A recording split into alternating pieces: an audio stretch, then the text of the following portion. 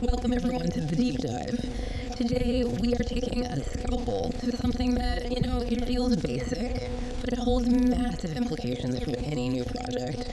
We're talking about the initialization process in Haskell using the Cabal init command. And this deep dive is specifically for you, the learner, who needs a quick foundational understanding of how these seemingly small configuration choices, well, they carry huge weight. That's so true. We all tend to just rush through these setup steps, right? Just hit enter, accept the defaults. Right. But the decisions you make right there when you're bootstrapping a project, they can define its constraints for years.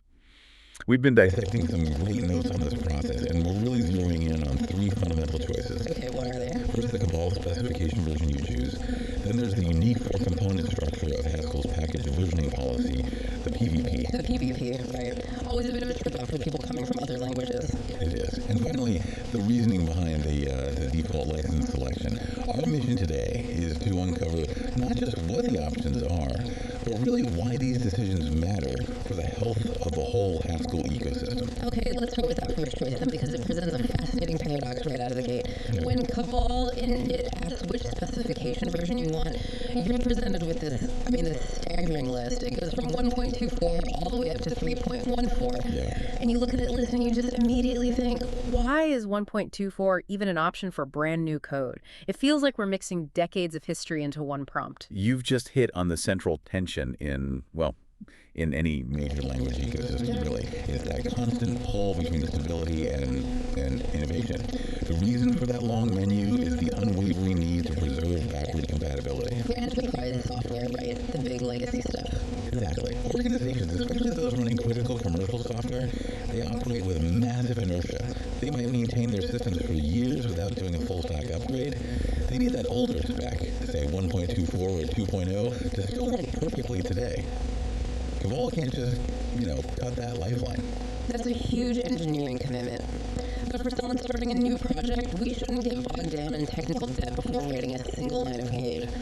The source notes that while the default often lands at version 3.0, The really strong recommendation for any new project is to just jump straight to 3.4, or the latest, which is 3.14. That is the crucial insight. You have to see that list as a history lesson, not a suggestion box. Using the latest specs ensures you can leverage new features that, they vastly improve the build experience. right, let's not just list version numbers, let's talk impact. What does that evolution actually get you? Okay, so let's take spec 2.2. This was the version that added critical support for SPDX. And for those who might not know, we should quickly define that. SPDX is Software Package Data Exchange. Why does a package manager care about it? It's all about trust and automation. In short, SPDX is the international standard for communicating licensing info, copyright details, vulnerability data, all in a machine-readable format. Oh, okay. So if your package configuration doesn't support SPDX, it's significantly harder for automated tools to verify the licensing of your dependencies. Choosing an older spec kind of makes your package a liability in a bigger ecosystem. So skipping 2.2 means you're creating a project that's harder to audit automatically. Now, if we jump forward To the latest, 3.14, you mentioned a feature called build type, hooks. What does that unlock? Oh, build type. Hooks is a game changer for modern DevOps. In simple terms, it lets you inject custom build steps, think running formatters, invoking specific CI/CD pipeline steps directly into the Cabal build process. so you don't need a bunch of external shell scripts to manage all that. Precisely. If you skip 3.14, you lose that elegant integration. You end up relying on manual scripts that live outside of Cabal's world. So a choice that takes 3 seconds during init picking 3.14 actually determines your project's ceiling for automation and interoperability. It's the cost of entry, really. Absolutely. That backward compatibility list is a vital lifeline for maintenance, but it's a dependency hell trap for new development. You should always target the most recent specification. Okay, once you've locked that down, the next huge choice is versioning. And this is where Haskell really breaks from the standard. If you've worked in almost any other language, you're used to semantic Versioning semver. 3 components. Major.minor.patch. But here we meet the signature Haskell convention, the package versioning policy, or PVP. The prompt defaults to 0.1 4 components. That fourth component is the giveaway, ABCD. Right. And you ask what we're gaining by making it more complex. We're gaining granularity, clarity. The generated Cabal file itself outlines this structure, which I find fascinating. It reserves each component for a specific meaning. So let's break that down. What's the job of each of those 4 parts? Okay, so let's start with the first 2 major components. Component A, the very first one, is reserved for these massive epoch releases. An epoch release. Think of something so fundamental it affects the entire language landscape, like migrating from the old Haskell 2010 standard to GHP 2021.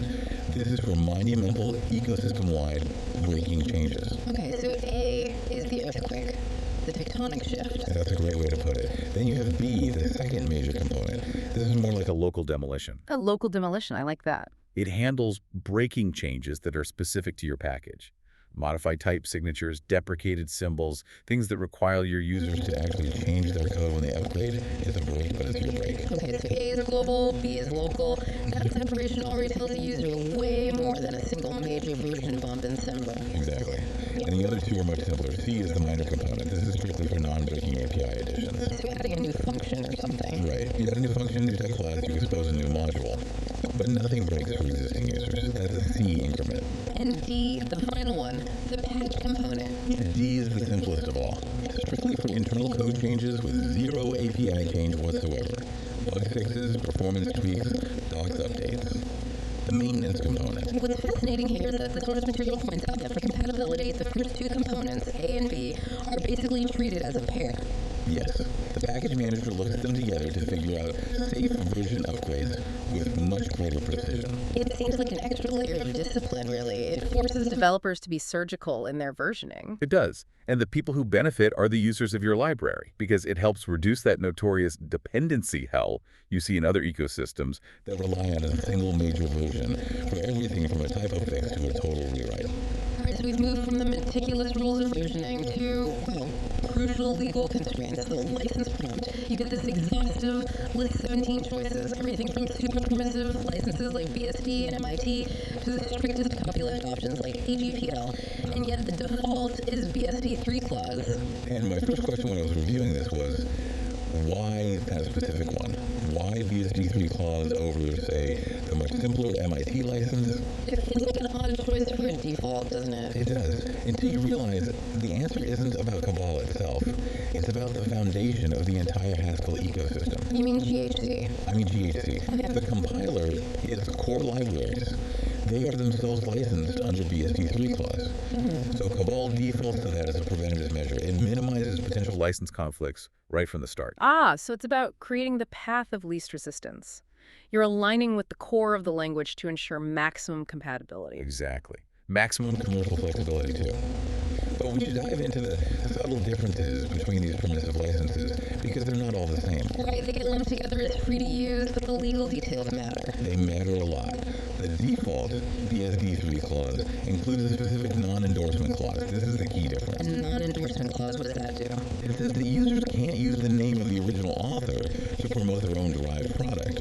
It's a tool for reputation control, for risk mitigation. I see. So if someone misuses your code, they can't imply you approve of what they've done. That's it. Now compare that to the MIT license. It's extremely permissive, but it lacks that specific non-endorsement clause. It's simpler, more minimal. And Apache 2.0, how is that different? Apache 2.0 is distinct again. It explicitly includes patent grants and has more defined Contribution requirements. It gives users better protection around patents, which is why it's so popular in big corporate open source projects. So even within that permissive bucket, the protections for the user and the author vary wildly. And then, of course, you have the total philosophical counterpoint. Right. Copyleft licenses like the GPL or AGPL. Which are focused more on user freedom than developer adoption. Exactly. Permissive licenses are about getting your code used by as many people as possible, including in closed source commercial products. Copyleft, especially the GPL family, says if you use or modify this code, you must distribute your changes under the same license. It's about growing the public commons. Right. And the AGPL is particularly interesting in our modern cloud world. It's designed to close the so-called SaaS loophole. The SaaS loophole. Yeah. Traditionally, if you use GPL code on your own servers to provide a service, but you never distributed the software itself to users, you didn't have to release your modifications. Oh, right. The AGPL closes that loophole. It says if you're using this code to run a network service, you have to make your source code, including modifications, available. It prevents proprietary companies from just exploiting community code without giving back. So that initial choice of BSD 3 clause is pragmatic, it's historical, but understanding the alternatives, especially AGPL, really reveals that core tension between commercial viability and maximizing user freedom that you're baking into your project on day one. It's baked right into the DNA. Okay, we've spent this deep dive wrestling with some pretty specific, highly technical nuances. The legacy of the Cabal stack, the core components of PvP, the legal difference of a non-endorsement clause. Grappling with details that small is hard work, which, interestingly, leads us to a broader, more reflective note in our source material. In an age where LLMs and AI can generate technical posts and complex configs in seconds, why bother doing this manually? Why write a technical post or code the structure from scratch? This is such a great point because it connects the intellectual act of writing a detailed post directly to the act of manual coding. The insight is that while, reading an AI-generated summary Might give you a surface-level feeling of comprehension. A feeling of recognition. Recognition, that's the perfect word. That feeling is often shallow. It's the difference between reading the API docs and actually having to implement something using those constraints. One is recognition, the other is true synthesis. The act of drafting and detailing a topic from scratch, the manual creation, that's the real path to actually internalizing the knowledge. You have to synthesize the connections yourself. You figure out why GHC's license dictates the Cabal default. You don't just read the fact, you process it into structural knowledge. Knowledge you can actually use to debug something when it breaks. That's the goal. The source material acknowledges this depth requires time, enthusiasm, dedication. But without that internalization, you're just a consumer of configuration. not a master of the ecosystem. Manual creation forces you to confront and truly understand the constraints. So, to summarize the key takeaways from our deep dive into Cabal init, Let's do it. First, the Cabal spec selection reflects the deep needs of legacy users, and you have to resolve that tension by immediately targeting the latest version for any new project. Right. Second, the Haskell PvP adds that crucial fourth component to segment changes with surgical precision. And finally, the default license is determined by the core compiler's choice, GHC, favoring BSD3 clause for that broad compatibility, but also carrying that really important non-endorsement clause. So what does this all mean for you listening? If surface-level comprehension is no match for hands-on creation, and internalizing knowledge comes from drafting the details yourself, what a complex concept, whether it's functional programming theory or cloud architecture, are you going to commit to drafting and detailing from scratch next, just to truly internalize it? Stop scribbling and start synthesizing. Thank you for diving up with us.